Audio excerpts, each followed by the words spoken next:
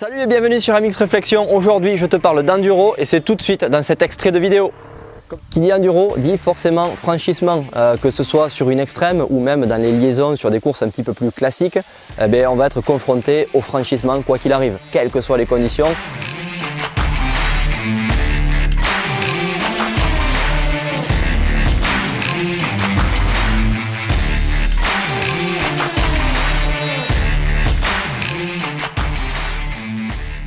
Voilà, donc c'est vraiment quelque chose qu'il faut travailler à l'entraînement sans forcément mettre des murs en béton, des buses chez soi. Il n'y a pas forcément besoin de faire ça. Il y a déjà des notions de technique de base, comme dit Graham Jarvis, justement, et pourtant c'est un des meilleurs dans la discipline.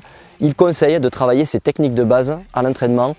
Il dit, allez, il suffit de 10 minutes par jour. Donc 10 minutes par jour, ça paraît rien, mais c'est juste enfiler sa tenue, monter sur sa moto et faire des exercices à l'arrêt. Ces exercices de base, pour donner des exemples très simples, c'est juste rouler à l'arrêt en première avec sa moto sur un petit parking, tenir le frein avant et le frein arrière, un petit peu comme on fait sur le plateau moto, le faire debout pour bien sentir sa moto avec ses cuisses, avoir la position de base toujours, et faire des petits virages, des petits slaloms en tenant son frein arrière et en étant toujours en première, faire des tout petits virages en tenant l'équilibre, un petit peu comme si on était sur une moto de trial.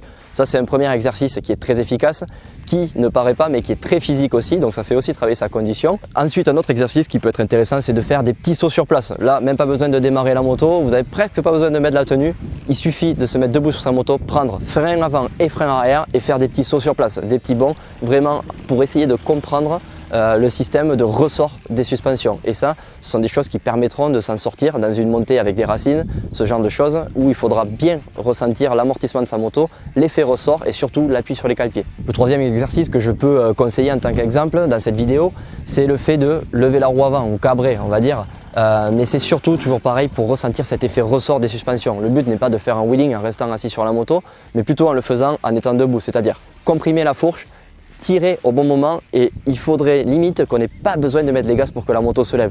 C'est vraiment cet effet ressort, le fait de pousser sur les jambes, sur les bras en même temps et de tirer sur sa fourche à l'avant pour que la moto se lève. Donc c'est pareil, ça c'est quelque chose à faire, on peut le faire sur un parking, quasiment à l'arrêt, en première, toujours pour ressentir cet effet ressort et après on le met en application dans des endroits un petit peu plus difficiles avec les coups de gaz qui vont bien. Pour clôturer ce chapitre sur le franchissement, évidemment on a toujours en tête ce gros tronc qu'on a en face de nous.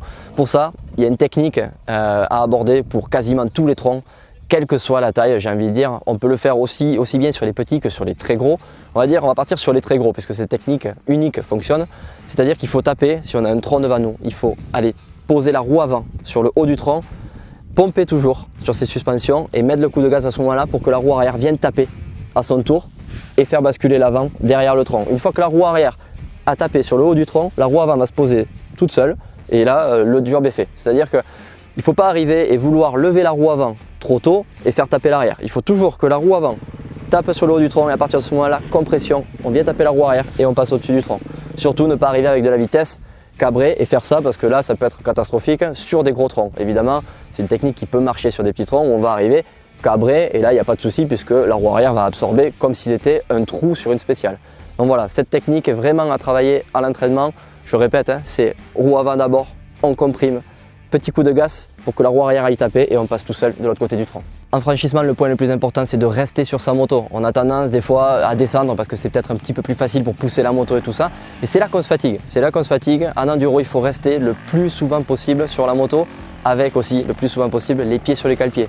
Je sais que c'est pas évident, je sais qu'on ne pourra pas le faire tout le temps. Même les professionnels, même les meilleurs, même Graham Jarvis posent les pieds par terre, voire même les deux pieds. Mais c'est toujours dans un but de mettre de l'adhérence sur la roue arrière ou alors vraiment d'aller chercher un équilibre qu'il n'avait pas avec les deux pieds sur les repose-pieds. Mais dans la mesure du possible, c'est d'avoir toujours les deux pieds sur les repose-pieds pour bien appuyer avec ses jambes sur ses cale-pieds et pouvoir monter quasiment n'importe où en s'appuyant sur des petits cailloux, des petits appuis, des petites racines. Donc voilà, le plus important et la chose primordiale en enduro, c'est cette position de base avec les jambes fléchies, les pieds bien en appui sur les cale-pieds, le buste au-dessus du guidon. Et voilà, quand on a cette position de base, il faut essayer de la conserver le plus longtemps possible et éviter de descendre pour pousser sa moto. Comme tu peux le voir, MX Réflexion, c'est aussi la partie enduro et je te conseille de cliquer sur le lien dans la description pour retrouver toute notre partie dédiée aux enduristes, autant sur la préparation pour les courses que sur le pilotage enduro. Et de mon côté, je te retrouve très bientôt sur MX Réflexion.